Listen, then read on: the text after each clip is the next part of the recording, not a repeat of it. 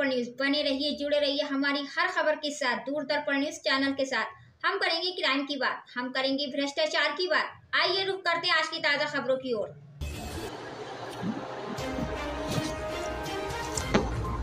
मिर्जापुर 395-96 विधानसभा के उपचुनाव में प्रयागराज से जिला पंचायत सदस्य बबन दुबे द्वारा 96 विधानसभा के जिगना एवं गौपुरा के गांव में घूमकर लोगों से उपचुनाव में समाजवादी प्रत्याशी कीर्ति कोल के लिए घर घर जाकर लोगों से वोट करने की अपील किया।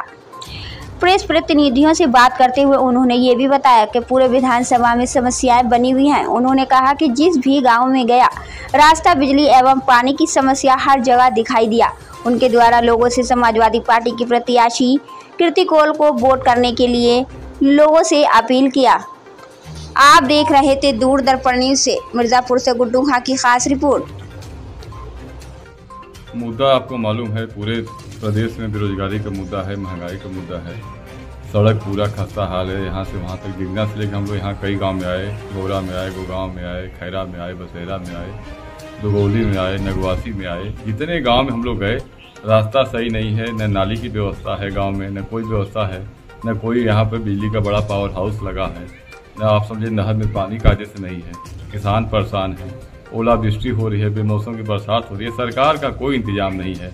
नौजवान हर गांव में भारी संख्या में पढ़ लिख करके बेरोजगार घूम रहे हैं, कोई नौकरी नहीं है। ये विधानसभा उपचुनाव है यहाँ पे 96 का। तो समाजवादी पार्टी से जो कीर्ति कोल प्रत्याशी लड़ रही है, बेदाग छवि की नेता है। अगले बार चुनाव लड़ी थी, बढ़िया वोट पाई थी। उसके पिताजी सांसद रहे हैं, बेदाग छवि के सांसद हो भी रहे हैं, उनका भी बहुत क्षेत्र में नाम है।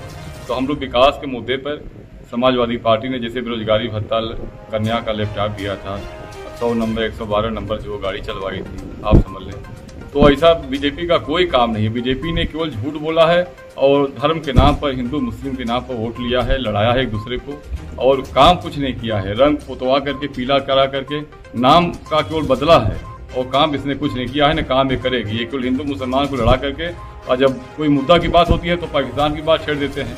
अभी देख लें हमारे देश में जो लड़की ओलंपिक पदक पाई हैं, कैसे आज बेचारी जो है जंतर मंतर पर बिबला रही है, कोई उनका सुनने वाला नहीं है। यही मोदी थे, फोगाट बहने जब गई थी ओलंपिक पे पदक जीत करके, तो उनको मोदी ने कहा था कि, प्रधानमंत्री ने कहा था कि हमारे परिवार के हैं। आज बेचारी 15-20 दिन से बिना खाए पिए वहाँ पर सड़ रही है, मर रही हैं, कोई पूछने वाला उनको नहीं है। आज परिवार की नहीं है, तो आज उनके पार्टी का कोई बात होती है, ना न्यायालय में न्याय मिलता है, ना सड़क पर पुलिस वाले रात में किस तरह से उनको पकड़ के बाल मार रहे थे, घसीट रहे थे। ये देश में क्या हो रहा है? देश बड़ा दुखी है। हम लोग पूरा परिवर्तन की लहर यहाँ बह रही है। समाजवादी पार्टी को चुनाव जिताने के लिए हम लोग यहाँ इलाहाबाद से चल के आए हैं और चुनाव जिता के जाएंगे। और समाजवादी पार्टी के चुनाव जिताने के बाद में एक लहर पैदा होगी जो लोकसभा में चलेगी, और उसी लोकसभा में जो है यहाँ पर परिवर्तन का नारा होगा, मोदी हटाओ देश बचाओ का नारा यहाँ पर पूरा गूंजेगा। मोदी जैसे कर्नाटक में बजरंग बली कर रहे हैं, हनुमान जी कर रहे हैं। हनुमान जी, बजरंग बली सबके दिल में रहते हैं, लेकिन हमको काम चाहिए। किसान को खाद चाहिए, पानी चाहिए, यूरिया चाहिए, बिजली चाहिए, बच्चों को लैपटॉप चाहिए, पढ़ने के लिए किताब चाहिए, नौकरी चाहिए, फीस चाहिए, दवाई चाहिए।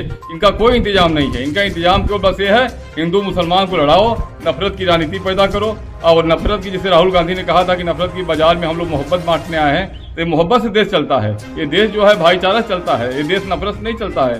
देश में जो लोग शहीद हुए थे उसमें हिंदू मुसलमान नहीं कर रहे थे, बड़े मुसलमान हमारे देश में शहीद हो गए। अशफाक उल्लाह खां से